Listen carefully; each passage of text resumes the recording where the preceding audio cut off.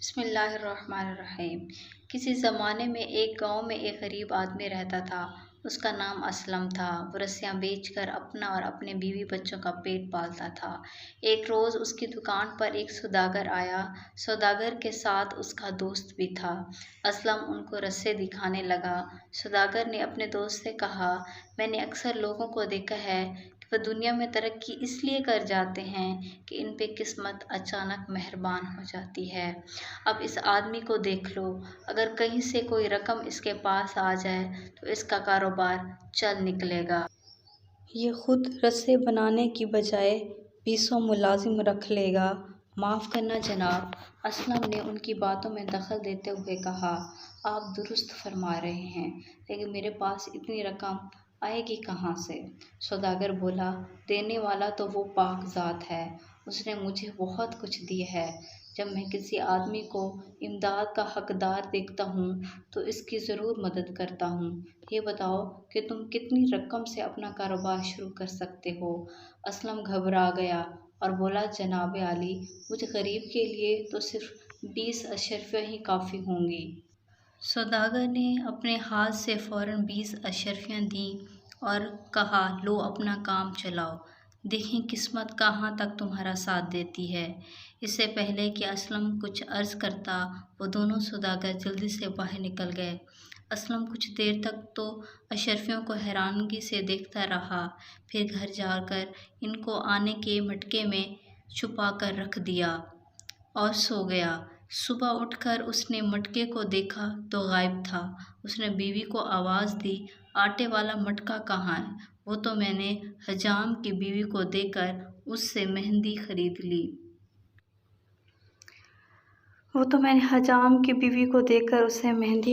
لی ہے۔ ارے احمق، اس میں تو 20 اشرفیاں تھیں، جا اور بھاگ کر واپس لے آ۔ اسلم کی بیوی بھاگم بھاگ حجام کی بیوی کے پاس پہنچی تو معلوم ہوا کہ اس نے مٹکے کو کباڑ کی دکان پر بیچ دیے ہے۔ بیوی منہ لٹکائے واپس آ گئی اور سارا ماجرا بیان کر دیا۔ اسلم سر پیٹ کر رہ گیا۔ ایک دن وہ دونوں سوداگر ایک بار پھر اس کی دکان پر آئے تو انہوں نے دیکھا کہ اس کی دکان ویسے کی ویسی ہے۔ ان کے پوچھنے پر اسلم نے سارا ماجرا بیان کر دیا۔ فکر نہ کرو، سوداگر نے کہا، یہ لو 20 اشرفیاں، اور اس مرتبہ دیکھتے ہیں کہ تمہاری قسمت کہاں تک ساتھ دیتی ہے۔ اسلم نے ان کا شکریہ ادا کیا اور وہ دونوں چلے گئے۔ اس مرتبہ اسلم نے اپنی بیوی کو بتا دیا اور اشرفیاں اپنے بستر کے پہلو میں باندھ دیں اور سو گیا۔ اس کے بستر کے قریب ہی دیوار میں چوہوں کا بل تھا۔ رات کو چوہے اس کے بستر کے پہلوؤں سے اشرفیاں نکال کر اپنے بل کے اندر لے گئے۔ اسلم صبح اٹھا تو اس نے دیکھا کہ اشرفیاں غائب تھیں۔ وہ پھر سر پیٹ کر رہ گیا۔ چند روز بعد وہ دونوں سوداگر پھر اس سے ملنے کے لیے آئے۔ انہوں نے دیکھا کہ اس کی دکان کا حال ویسے کا ویسا ہے تو انہوں نے اسلم سے کہا، تم نے دوسری مرتبہ بھی اشرفیاں گنوا دیں۔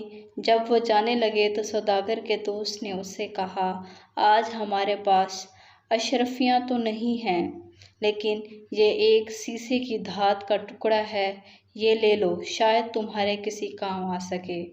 یہ کہہ کر وہ دونوں چل دیے۔ اسلم نے گھر آ کر سیسے کا وہ ٹکڑا ایک کونے میں پھینک دیا اور اپنی قسمت پر آنسو بہانے لگا۔ آدھی رات ہو چکی تھی کہ اچانک دروازے پر دستک ہوئی۔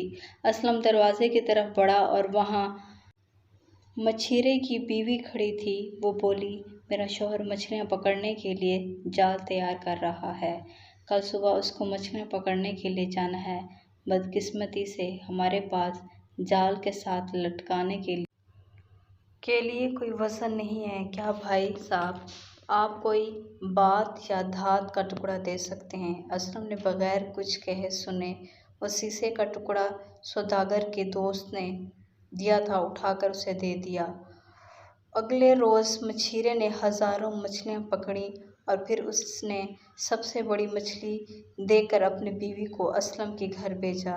اسلم کی بیوی نے مچھلی کے قتلے کیے تو اس کے پیٹ میں سے ایک چمکدار پتھر نکلا۔ پتھر کی چمک اتنی زیادہ تھی کہ اسلم کو رات کے وقت اپنے گھر میں دیا جلانے کی ضرورت محسوس نہ ہوئی۔